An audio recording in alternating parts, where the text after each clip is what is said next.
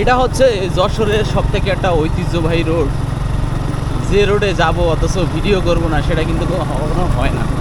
আসলে যশোরের দুই পাশে, রোডের দুই পাশের যে গাছ, এই গাছটা আসলে বাংলাদেশের আর কোনো রোডে আছে বলে আমার মনে হয় না। সত্যি অসাধারণ।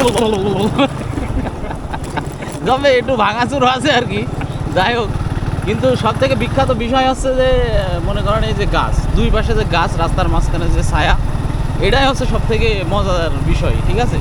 তো যখনই বাইক নিয়ে যাই তখনই আসলে অন্যরকম ফিলিংস লাগে। আসলে বাইক নিয়ে রাইড করতে এরকম রোডে অসাধারণ ফিলিংস। এই ফিলিংসের আসলে কোনো মূল্য মানে কি কি বলবো। তারপরে এই যে পাশে আবার কলেজ আছে একটা, কলেজ, এটা জিসিবি কি জানো কলেজ, এটা জিসিবি আদর্শ কলেজ, খুবই সুন্দর একটা কলেজ, ঠিক আছে।